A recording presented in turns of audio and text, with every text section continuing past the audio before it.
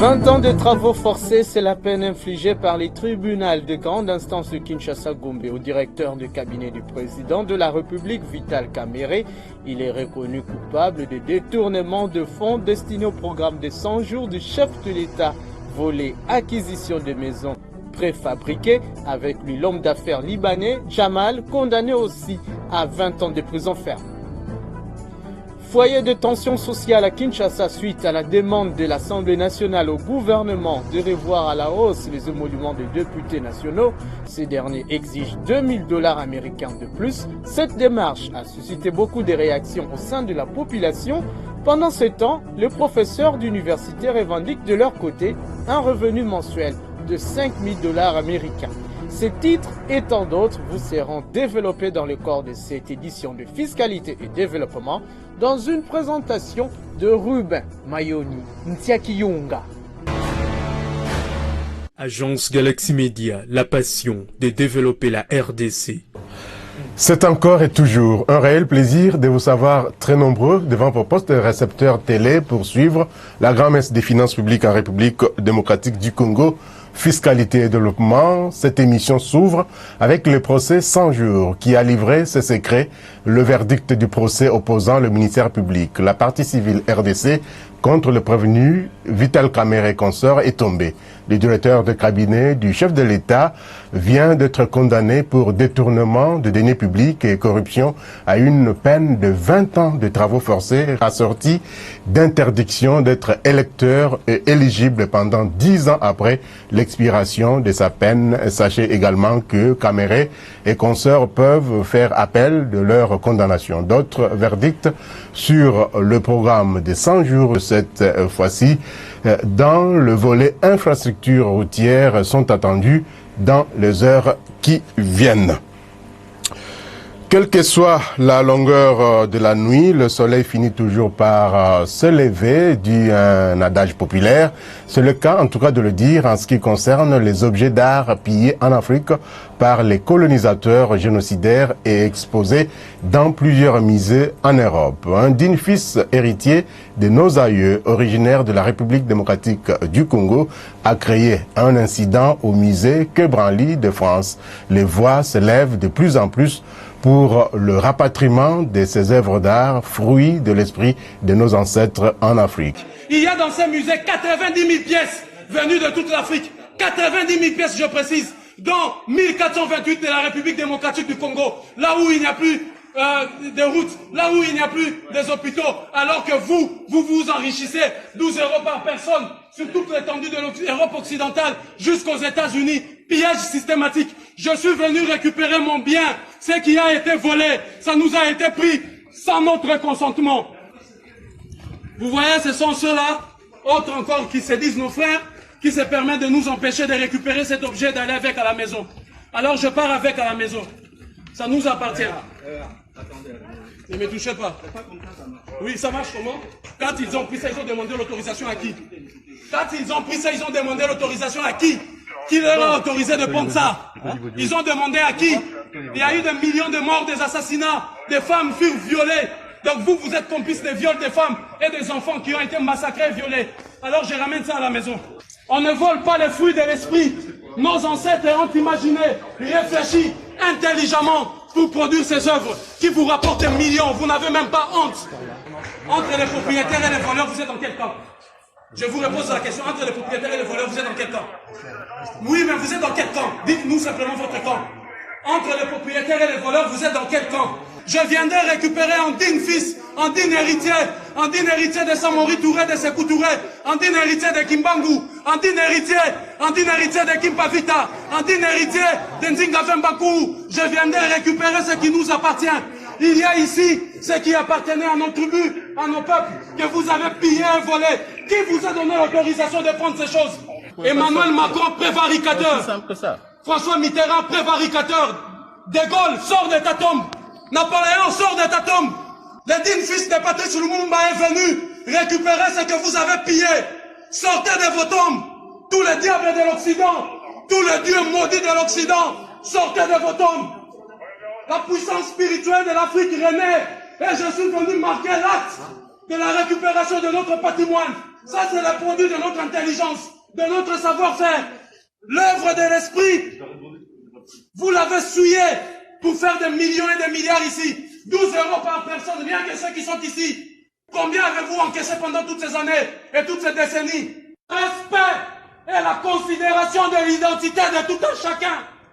Ce que vous n'avez pas fait en violant des enfants, tous mes ancêtres de la lignée de Toumba Vemba, que vous avez déportés aujourd'hui vers les Antilles, les Caraïbes et les Amériques, justement pour voler ce qui ne vous appartenait pas. L'envie, et vous amenez la Bible dans laquelle vous interdisez l'envie, alors que vous êtes les premiers à envier ce qui ne vous appartient pas.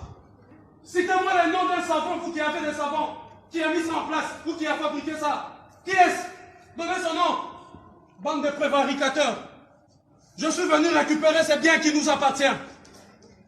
En digne héritier de tout cela que vous avez massacré, humilié, des siècles après, vous avez cru avoir vaincu. Oh, la lutte ne fait que commencer. Je suis venu ici, revenu dans ce pays, pour mettre la France esclavagiste, colonialiste, criminelle et génocidaire à genoux. Ou bien vous nettoyez la France pour un beau pays, ou bien cette France impérialiste et criminelle génocidaire sera mise à genoux. Il y a de ceux qui se disent mon frère et qui m'empêchent d'aller de la maison, alors que vous avez le devoir moral et historique de m'assister pour sortir ici, de placer la dignité du peuple africain au-dessus de votre paye et de votre salaire et de votre emploi, que je comprends. Mais face à l'emploi et à la dignité, il faut choisir la dignité. Vous aurez dû choisir la dignité. À la police, vous êtes venu pour savoir ce qui se passe. Ce qui se passe, c'est que je suis venu récupérer les biens qui ont été volés. Vous, en tant que la police, vous êtes censé nous aider à identifier les voleurs qui ont volé ces biens. De 1880 en 1960, ces biens ont été pillés en Afrique. Je vous cite avec précision, 9800 pièces au Tchad, 1428 pièces en République démocratique du Congo, 3800 pièces au Bénin Dahomey, 10 000 pièces à peu près au Nigeria, et ainsi de suite. La liste est longue de nos biens qui ont été pillés. Alors, en digne héritier de mes ancêtres qui ont été massacrés, violés, des femmes et enfants qui ont été éventrés pour avoir ces choses, je suis venu récupérer le bien. Voilà pourquoi je suis là. Ok, très bien. Par contre, je suis pas convaincu, monsieur, que ça vous appartienne personnellement. Ça appartient au musée. Non, le musée là, où? Ça appartient à l'Afrique. D'accord, mais ça ne vous appartient pas. Ça m'appartient personnellement parce que ce qui est bien commun est d'abord, avant tout, bien individuel. Et si vous voulez la preuve par excellence encore, je vous ramène là-bas, où il y a la pièce. Vous verrez un homme, attendez, je l'explique, assis tailleur et les mains allongées. Dans ma langue, ça se dit, Chalamoko Fundu Zinkata. C'est-à-dire assis tailleur et étale tes mains. Je suis disponible pour le peuple et pour les autorités. C'est pour la lignée de Toumba Vemba, la lignée de mes ancêtres. Donc ça m'appartient directement, mais aussi indirectement. Tout m'appartient. Et je suis venu prendre ça. Hein? Voilà, déjà. Madame, est-ce que vous pouvez couper la vidéo, s'il vous plaît? Elle me filme moi pour que vous ne dites pas hier qu'il y a eu violence, que je vous ai insulté. C'est pas vous qui allez sortir de la vidéo, vous allez voir, il n'y aura personne dans le problème. Sa place est dans le musée, c'est pas... Non, sa place est en Afrique. Je vous explique, on dirait que vous ne m'avez pas écouté. Je vous explique. Moi, je vous explique. Vous, en tant que policier, lorsqu'il y a un voleur et un receleur, vous arrêtez qui? Madame, bonjour. Et un propriétaire. On a expliqué déjà à votre agent. Madame, monsieur, bonjour. On a expliqué à votre collègue. Aubin, c'est bon. Elle me filme moi. La diffusion Pas d'images vous. est interdite. Oui, on le sait. Je vous l'informe. On le sait. Si vous n'êtes pas content, vous irez à la auprès du juge. Donc, je disais que ces objets-là, le sang de mes ancêtres ont coulé. D'accord, très bien. Des Par contre, siècles et des siècles. c'est peut-être pas la meilleure façon de faire. La meilleure façon, c'est ça, parce que eux, ils ont demandé l'autorisation à qui? Ne me dites pas comment je dois agir, moi. De quelle façon dois-je agir? Quand quelqu'un vient chez moi, viole ma maman, mes petites sœurs, et vole mes biens. Et je quitte l'Europe, l'Afrique, je viens ici, on me dit, tes biens se trouvent à l'Elysée. J'arrive à l'Elysée, je trouve un monsieur qui se cache derrière, qui met autant de policiers. Je fais mes enquêtes, on me dit, les biens qu'il a volés, il a mis ça au nom de son peuple ici. Alors je suis venu tranquillement, le jour, pas la nuit, pas cassé. Je suis venu humblement prendre mes biens, le ramener en Afrique. Je pars tout droit ici les déposer, là où on va l'envoyer en Afrique, et je reviendrai ici tous les jours. Ici, avec l'ensemble de musées dits de missions catholiques, parce que l'église catholique doit rendre tous les biens. Ils nous ont menti que c'était de la sorcellerie. Or, c'est ça la sorcellerie qui apporte 12 € ici. Chaque entrée ici apporte 12 €. Voici les produits de la sorcellerie. Les missionnaires catholiques et chrétiens sont venus nous dire que c'est de la sorcellerie, alors qu'ils l'ont amené ici pour gagner de l'argent. L'église catholique va rendre des comptes. Autres revendications, ce sont celles des députés nationaux et professeurs d'université. Chaque groupe demande l'augmentation des émoluments et ou des salaires. Pour la petite histoire, la présidente de l'Assemblée nationale, Janine Mabunda, avait adressé en date du 22 mai 2020 une lettre au Premier ministre Sylvestre Ilunga sollicitant une révision des rémunérations des honorables députés nationaux et de l'administration de la Chambre basse du Parlement de $2000 américains par mois, ce qui a suscité la colère dans les chefs de la population qui reprochent aux élus du peuple de ne regarder que leurs propres intérêts pendant que la majorité des Congolais croupit dans la misère la plus noire, avec des revenus qui sont bien sûr indécents. De l'autre côté, des professeurs d'université, outre l'augmentation de leur salaire, ils exigent la publication des salaires du président de la République au dernier huissier. Patience Vumulia Bokole, Didi Mavambu et Céline Boumba nous donnent le détail dans ce reportage. Vive tension sociale après cette lettre du Premier ministre Sylvestre Ilunkamba qui charge le vice-premier ministre en charge du budget d'examiner la demande de la présidente de l'Assemblée nationale qui sollicite $2000 d'ajout sur les émoluments mensuels de chaque député national afin de permettre au gouvernement de réserver une suite appropriée à la requête de la patronne de la Chambre basse du Parlement. Cette démarche, qui consiste à revoir à la hausse les revenus des élus du peuple durant cette période de crise accentuée par la pandémie de Covid-19, révolte la majorité des Congolais. Les députés sont des élus du peuple. Et toutes les fois qu'ils parlent au nom du peuple. Mais souvent, ils ont tendance à oublier ce peuple. S'ils peuvent réclamer d'abord pour les bas peuples, moi je crois que ça peut aller. Vous voyez le niveau des enseignants, les niveaux de militaires sur le plan traitement. Mais c'est trop bas. S'il faut commencer par eux pour avoir $2000 encore de plus, on parle de bonus. Mais moi, je crois que ça ne va pas. Je pense que sur ce coup-là, ils sont mal partis. Parce qu'il y a beaucoup d'autres branches dans lesquelles les gens ne sont pas bien rémunérés. On a vu les enseignants se plaindre de la gratuité. Il y avait certaines écoles qui n'étudiaient pas parce qu'ils n'étaient pas d'accord avec le montant fixé. Ensuite, il y a aussi les médecins qui n'ont même pas un bon salaire. Il y a les infirmiers, il y a plusieurs choses à revoir. Il y a des écoles qui n'étudient même pas dans des bonnes conditions. Pendant cette période d'état d'urgence, tous les régies financières, les administrations qui font en sorte que l'argent puisse entrer dans le trésor public, jusque-là, ils ne travaillent pas, ils sont presque à la maison. Mais les députés prennent quand même de luxe de demander encore un ajout de leur salaire qui est déjà plus de... D'abord, ils touchent déjà plus de $4000. Ils veulent ajouter encore un $2000. $2000 d'ajout au profit de chaque député national. La question reste au centre des débats. La question que je me pose, et que je pose à ceux-là qui croient que les députés ont demandé encore un ajout de $2000 sur leur salaire, est de savoir sur quelle rubrique les $2000 que nous réclamons là devraient provenir. Parce que le budget a été déjà voté. Encore que ce budget est déjà voté, avec la Covid-19, nous avons les collectifs budgétaires pour pouvoir les rabattre. Ce qui demande que même les trains de vie des institutions, notamment la présidence de la République, le Parlement, ainsi que le gouvernement, ça doit être revu à la baisse. Comment voulez-vous comprendre que pendant cette période où les peuples congolais se vivent dans une misère noire, qu'on puisse demander l'augmentation de nos émoluments, ce qui est contradictoire par rapport à ce que nous cherchons pour le peuple congolais. Moi, je pense, quant à moi, que tous ceux qui racontent ça, c'est des fake news, c'est des choses de l'intox pour intoxiquer la population congolaise. Et là, je me joins à ceux qui croient aussi, ou à ceux qui disent, et certains députés aussi le disent, pour faire le populisme. Dire non, écoutez, nous ne sommes pas pour l'augmentation des salaires, c'est du populisme inutile. La réalité, c'est que les peuples congolais doivent savoir ce que les honorables députés n'ont pas demandé l'augmentation de leurs émoluments. Parce que nous sommes autorités budgétaires, nous ne pouvons pas réclamer l'augmentation du budget alors que nous avons le collectif budgétaire qu'on doit voter bientôt pour la réduction de notre budget à moins de $10 milliards américains. Cela n'est pas pensable et nous pensons que c'est de l'intox pur et simple. Pendant que les députés nationaux exigent davantage, les professeurs de l'université de Kinshasa, regroupés au sein de la Poukine, profitent de la situation pour réclamer à leur tour au gouvernement central 5 000 $ de salaire mensuel. La Poukine va plus loin en exigeant la publication des salaires de tous ceux qui sont payés par l'État congolais.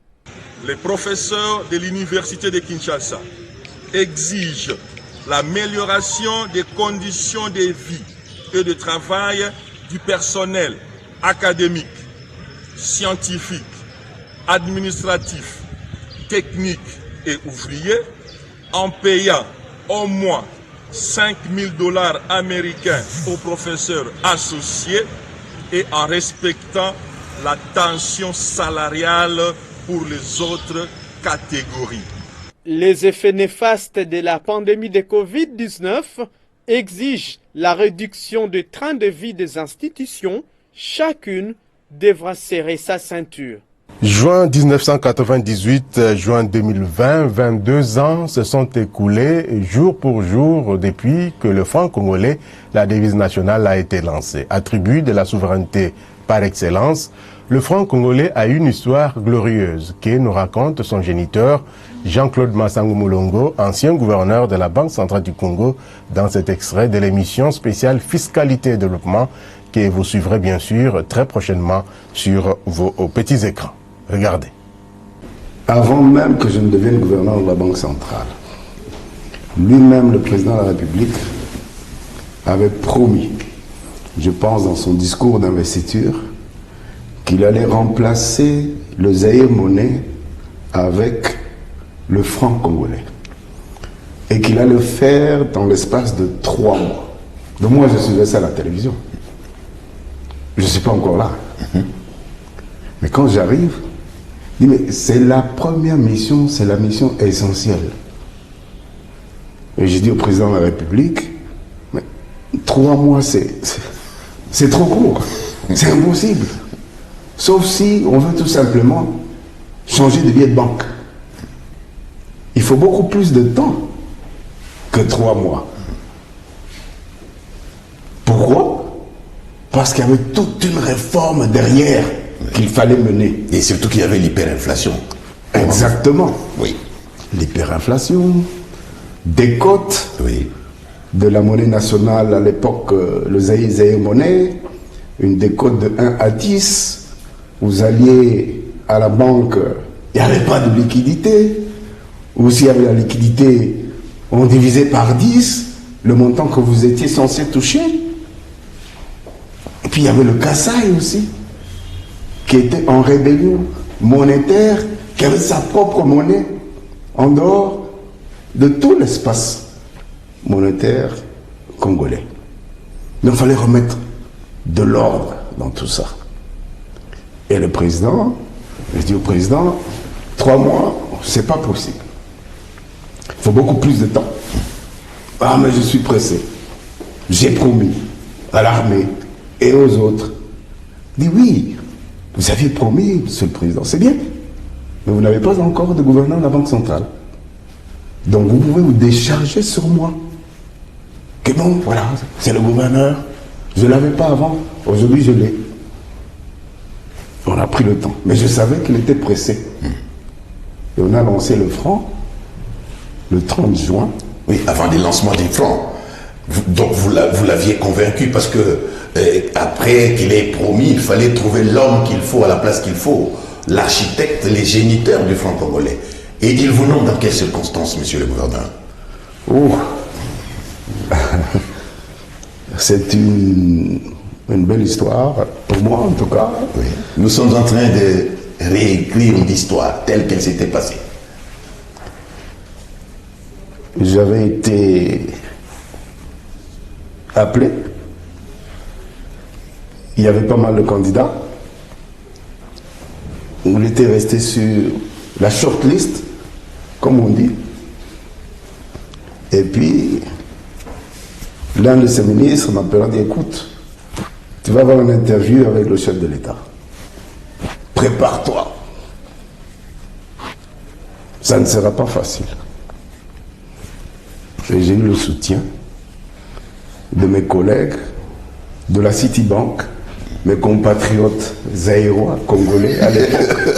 Il y en a qui sont descendus ici, oui, ok, oui, pour qu'on fasse un peu comme en boxe, oui. Sparring partner. Répétition. Oui. Des questions techniques difficiles. Et dit non. Le président de la République ne peut pas entrer dans des détails comme ça. Alors, donc il était coaché. Moi j'étais coaché. Vous aussi, oui. Moi j'étais coaché. Bon. Alors, au total, j'ai eu 5 interviews avec le président. Donc ce n'était pas un cadeau. C'était pas un cadeau. Au bout de 5 interviews, l'interview s'était déroulée en français, s'était déroulée en anglais. À l'époque, on ne savait pas si est-ce qu'on allait devenir anglophone ou rester francophone. Mais parce que vous travaillez en anglais quand même aux États-Unis, quand vous travaillez chez Citibank. Tout à fait. Oui. Donc, et là, avec le coaching de mes collègues que j'ai eu, bon, la Banque centrale, comment est-ce qu'elle fonctionne, qu'est-ce qu'il faut pour la Banque centrale, pour que ça marche et tout ça. Bref, au bout de 5 interviews, un certain 8 août 1997, l'ordonnance tombe. Il m'appellera, écoute, viens, je signe devant toi. Ah bon, vous avez ces privilèges-là? Tout à fait. Oh là là. Voilà. C'est là où il vous a donné l'onction, alors vraiment toute la bénédiction. Signer votre ordonnance devant vous-même, ça n'arrive pas tous les jours, ça. Non. Ça ne court pas les rues. Non. Alors, en ce moment-là, lorsque le chef de l'État signe votre ordonnance, vous vous sentez comment dans votre épaule? Vous avez la chair d'épaule, hein? Ben vous êtes tout heureux, c'est un poste auquel je n'avais jamais rêvé. Alors là, je n'ai jamais pensé à devenir gouverneur de la Banque centrale. Restons toujours dans ce sillage de la monnaie nationale. Vous ne savez peut-être pas, malgré sa descente aux enfers, caractérisée par une forte dépréciation, le franc congolais est coté au niveau international comme une monnaie électronique avec laquelle vous pouvez bien sûr acheter des biens au Japon, aux États-Unis d'Amérique, en Chine, pour ne citer que ces pays-là. En voici le témoignage d'un fonctionnaire de l'État qui achète des biens et services avec le franc congolais. Bon, en tout cas, moi, je suis très content que notre monnaie, le franc congolais, soit aligné vraiment à l'Internet. Puisque dans les temps, je ne voyais jamais cette monnaie en Internet. Maintenant, c'est aligné, on voit ça, ça apparaît, on peut acheter en franc congolais. J'ai déjà acheté beaucoup de choses. Les pièces de rechange de votre véhicule. Les pièces de rechange de véhicules, ainsi que les habits, le bracelet d'une montre et les chargeurs de téléphone. Bon, par exemple, il y a des habits que j'attends qui doivent venir de New York. Alors, quel est le conseil que vous prodiguez à d'autres Congolais qui pourraient également se livrer à cet exercice? Bon, j'encourage aux autres Congolais d'acheter aussi en ligne à partir du franc congolais. Oui. Et ça vient par quel canal? Par DHL, parfois par poste aussi, puisque j'ai déjà acheté aussi en Chine. J'avais acheté un costume. Et c'est venu par la poste? C'est venu par la poste. Et la poste est déjà sérieuse. Si vous êtes industriel exerçant en République démocratique du Congo, rassurez-vous que vous êtes assujetti au paiement de la taxe de promotion de l'industrie locale, TPIL, pour les ventes de vos produits sur le marché local. Dans ce cas, collectez et reversez mensuellement la taxe de promotion de l'industrie locale au taux de 2% du prix du revient industriel. C'est contribuer à la pérennisation du cycle de financement des projets industriels en RD Congo. Tenez, la taxe de promotion de l'industrie locale est une parafiscalité préaffectée au financement des projets industriels. Ceci est un message du Fonds de promotion de l'industrie. FPI, votre partenaire privilégié pour la réussite de vos projets. Rendons-nous à présent à la Direction générale des impôts où la remise-reprise a eu lieu mardi 16 juin 2020 entre le directeur général AI sortant Ngoy Yav et le directeur général entrant, Barnabé Mwakadi Mwamba. Le nouveau patron des impôts a inscrit son action sur quelques axes prioritaires, à savoir l'amélioration du cadre et des conditions de travail des agents du fisc en mettant l'homme au centre de ses préoccupations, la mobilisation accrue des recettes fiscales et la synergie de tous les agents et cadres de la DGI pour atteindre les objectifs lui assignés par le gouvernement de la République. Un compte rendu signé Michel Wangui et Landry Nyangi.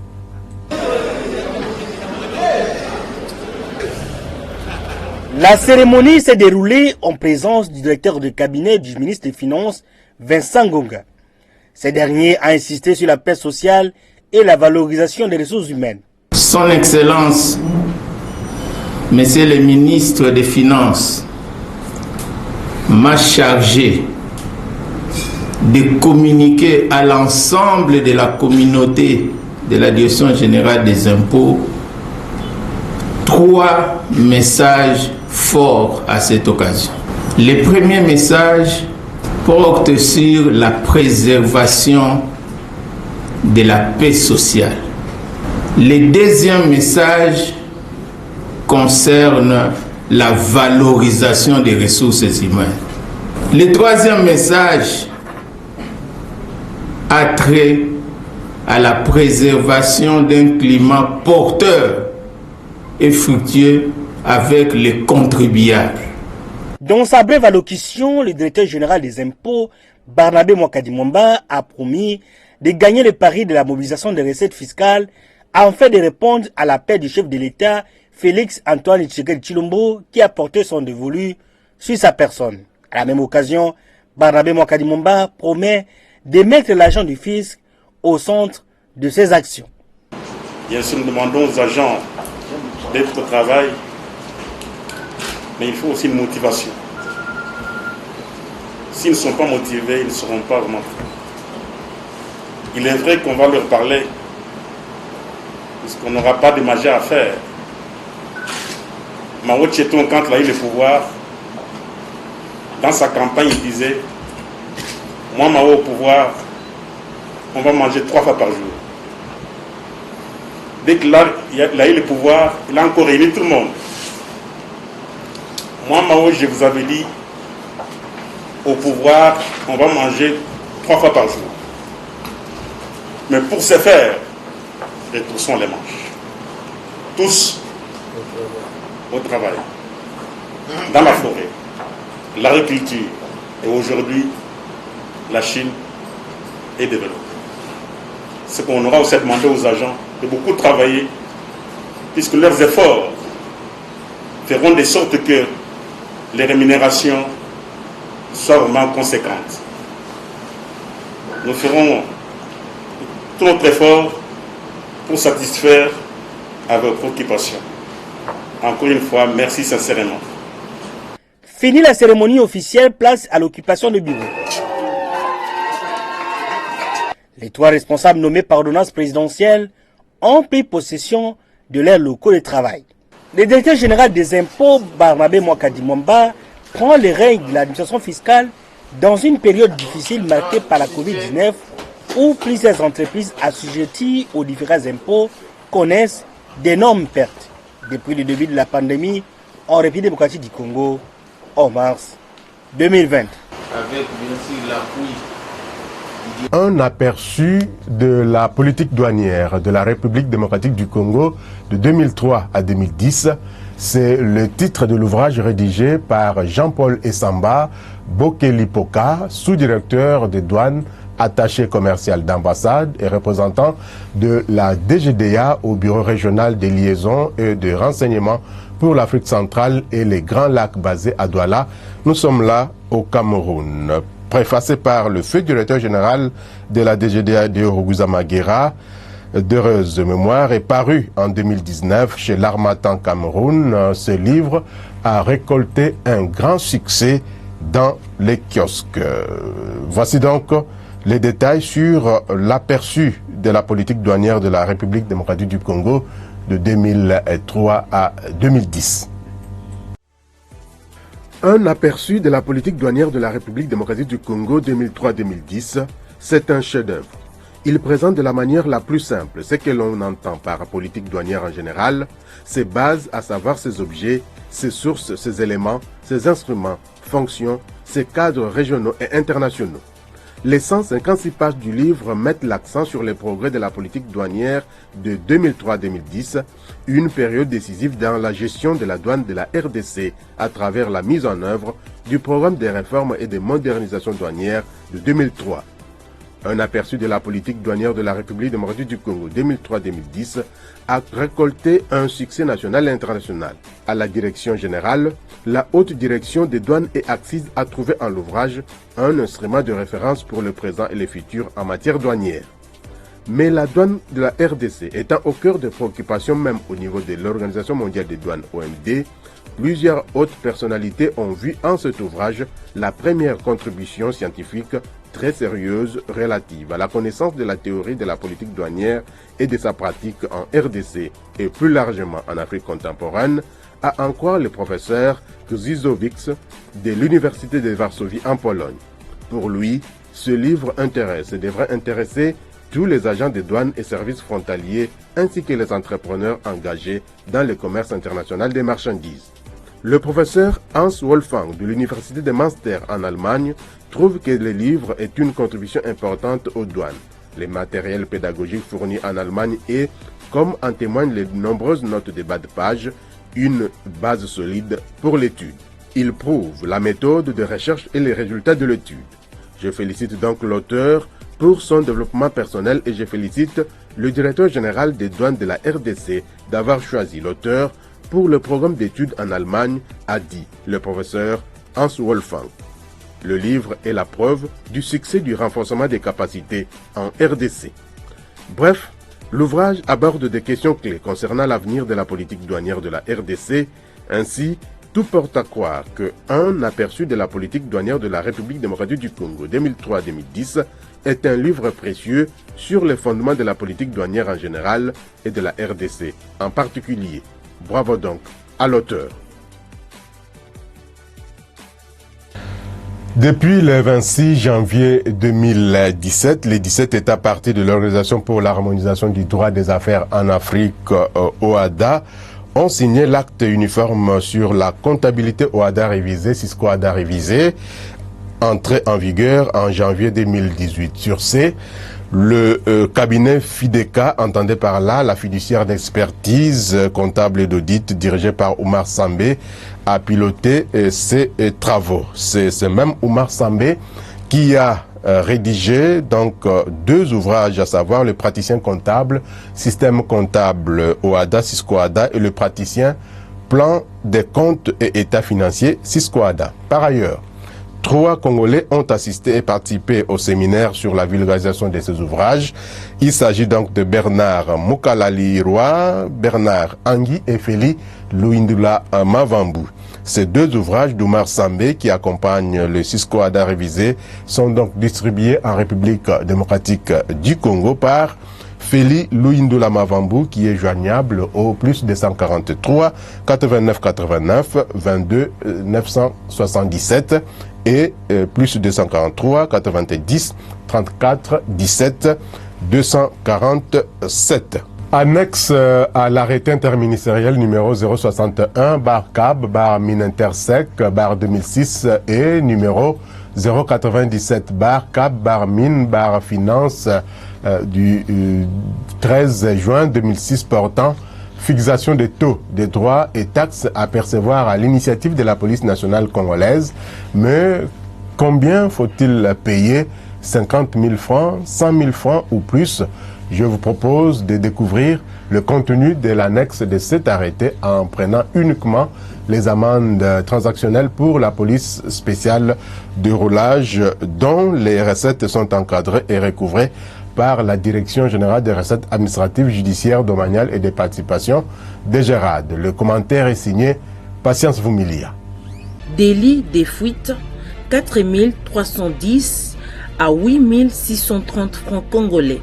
Violation des sens uniques, 6 470 à 12 940 francs congolais.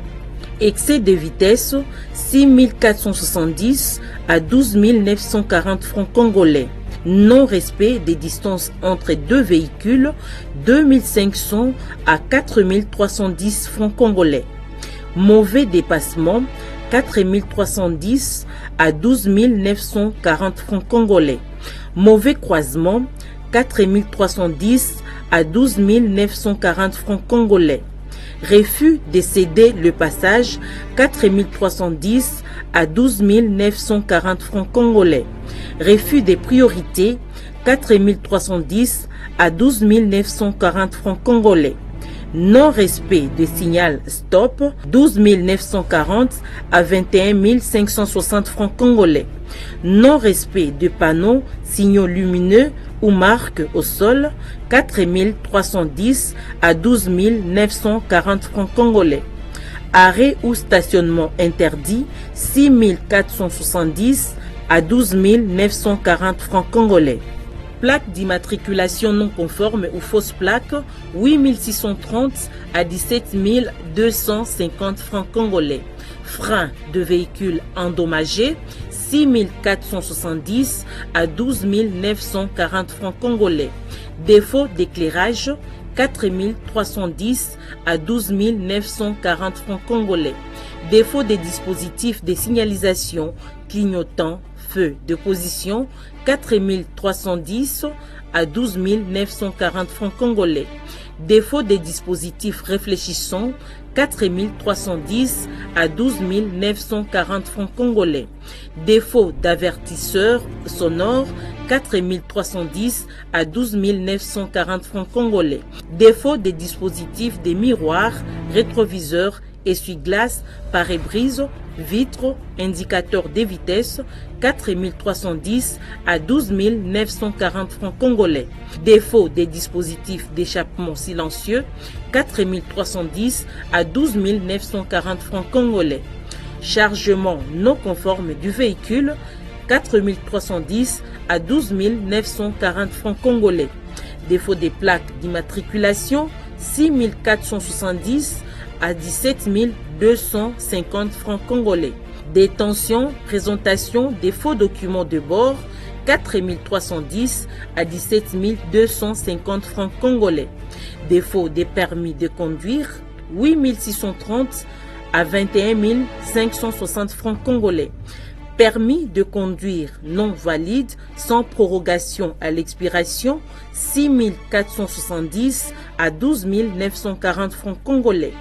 Refus d'obtempérer aux injonctions des OPJ et APJ, 4310 à 8630 francs congolais.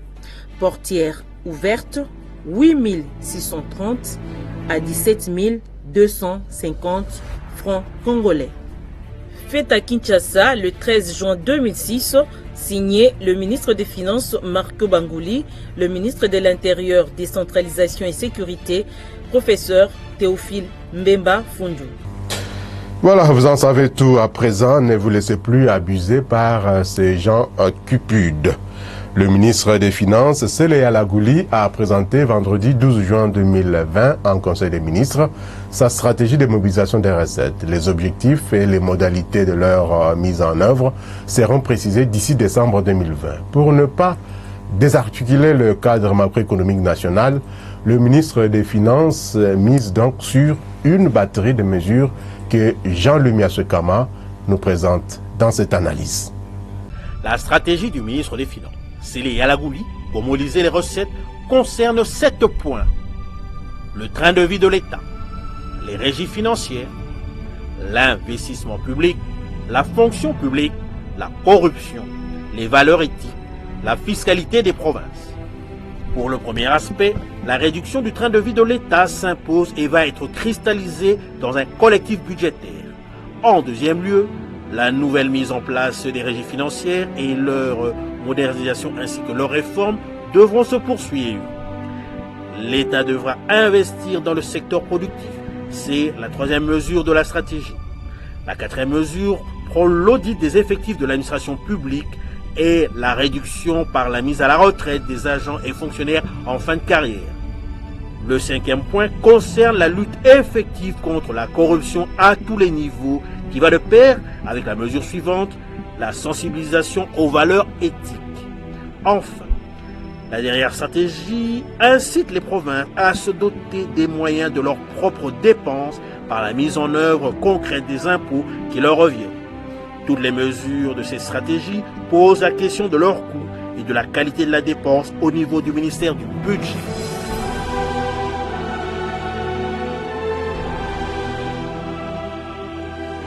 Les réformes des régies financières devront préparer l'instauration de l'autorité commune des recettes et leur fusion prochaine.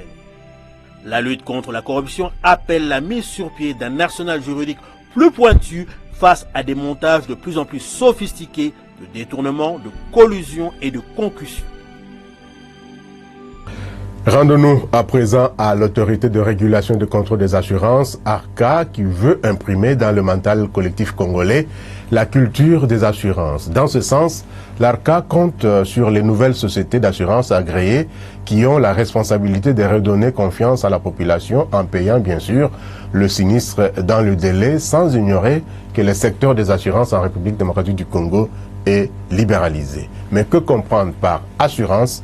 Voici les explications.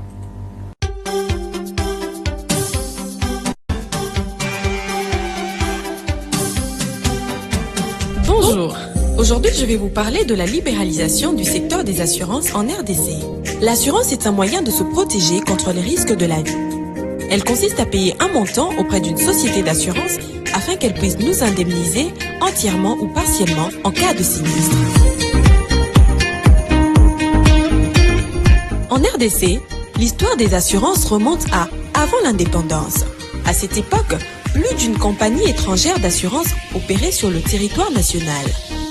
C'est en 1966 que fut proclamée la nationalisation du secteur des assurances par la création de la Société nationale d'assurance SONAS en sigle, qui était la seule société autorisée à opérer dans le pays. Afin de redynamiser le secteur et de répondre aux besoins de la population, le 17 mars 2015, la loi 15/005 portant Code des assurances est promulguée. Cette loi met fin au monopole et autorise l'entrée sur le marché de nouvelles sociétés d'assurance. Afin de s'assurer que ce processus soit bien géré et que ce nouveau marché libéralisé puisse réellement servir au bien de la population, en 2016 fut créée l'ARCA, l'autorité de régulation et de contrôle des assurances. L'ARCA est le pilote de la réforme du secteur des assurances, l'arbitre du marché et le conseiller du gouvernement en matière des assurances. L'ARCA veille à la protection des assurés et des bénéficiaires des contrats d'assurance.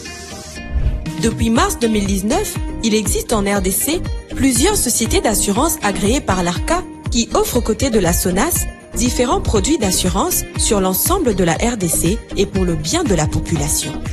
Notez que l'assurance participe aussi au financement et au développement de l'économie nationale. Elle n'est pas une taxe, mais plutôt un moyen de protéger notre avenir. Pour nous protéger des conséquences des risques de la vie et protéger nos biens, nos familles, nos concitoyens et nos entreprises. Souscrivons aux assurances. Ceci est un message de l'autorité de régulation et de contrôle des assurances, ARCA, avec le concours du programme ESSOR en République démocratique du Congo.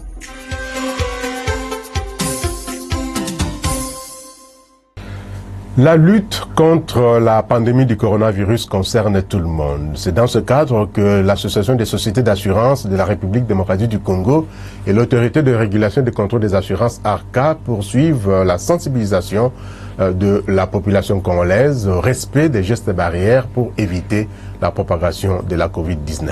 Regardez.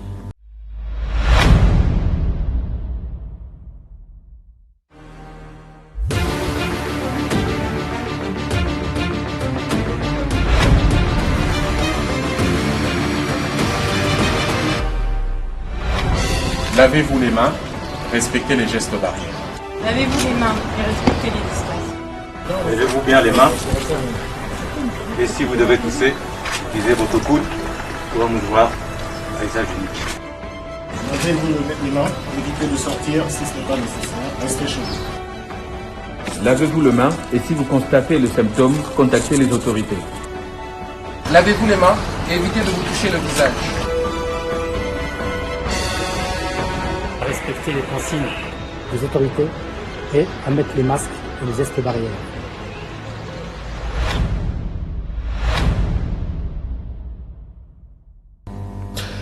Voilà, c'est donc un exemple à suivre. Dans le même ordre d'idées, Bukavu, dans la province du Sud Kivu, et bien sûr dans le cadre de la lutte contre la pandémie du coronavirus, la province vient d'être dotée d'un laboratoire pour faciliter le test de la maladie.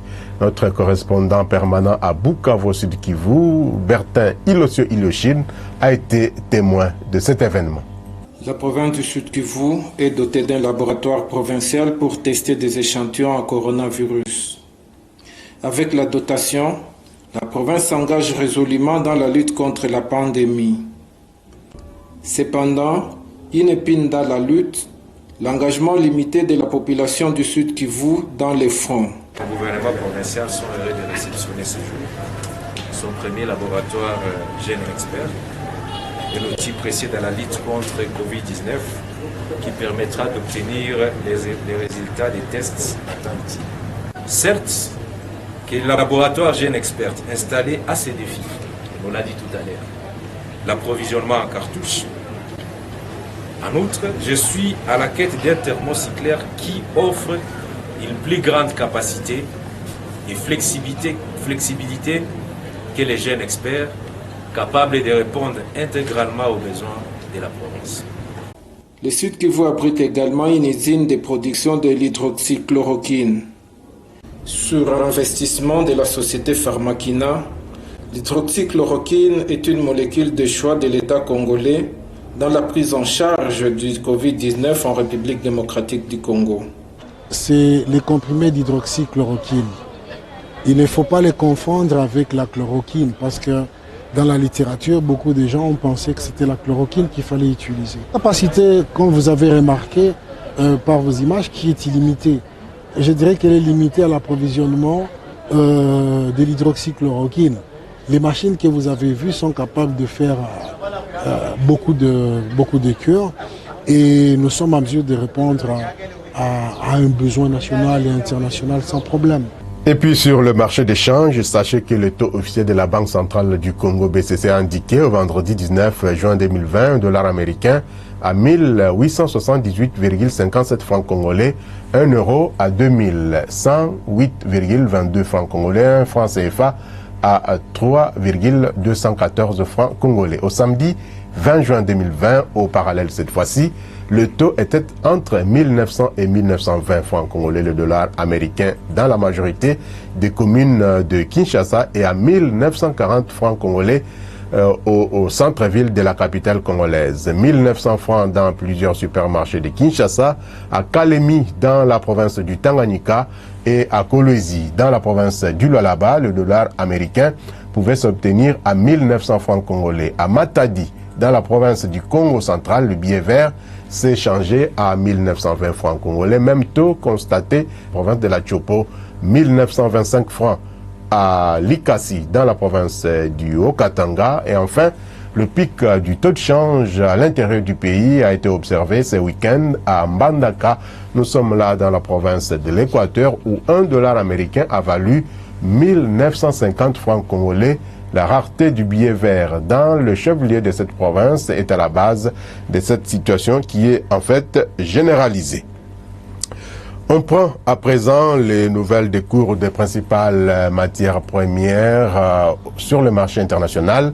Au deuxième fixing du samedi 20 juin 2020, hausse persistante en tout cas du prix du baril du pétrole de 1,16% à Londres, le baril revenant à 41,91 dollars américains, hausse également de 2,52% à New York où les prix du baril c'est vendu à 39,40 dollars américains. Côté prix des produits miniers, la tonne du cuivre s'est négociée à 5 799,15 dollars américains, en hausse de 0,69%. Pour la première fois depuis fin mars 2020, tenez-vous bien, le prix de la tonne du cobalt n'a pas changé et demeuré à 29 500 points, mais aujourd'hui, les prix a chuté de 0,52% à 28 850 points. L'once d'or, de son côté, a gagné 1,27% de sa valeur, se vendant à 1745,90 dollars américain. Les prix des produits agricoles sont volatiles. La tonne du maïs a coûté 333 $ américains, en hausse de 0,68%. Le prix de la tonne du riz est en forte baisse de 3,61% à 14,02 $ américains et baisse également de 1,53% pour le blé, dont la tonne s'est négociée à 481 $ américains. La tonne du café est en baisse de 2,29% à 96 $ américains, hausse par contre de 0,99% pour la tonne du cacao qui a valu 2252 $ américains. Enfin, le coton a gagné 0,36% de sa valeur, la tonne revenant à 62 $ américains. Madame, Messieurs, voilà qui boucle fiscalité et développement de ce jour. N'oubliez pas les gestes barrières pour vous protéger les vôtres contre la pandémie du coronavirus. Quant à moi, je vous dis au revoir et à très bientôt pour d'autres actualités économiques, financières et fiscales de la République démocratique du Congo.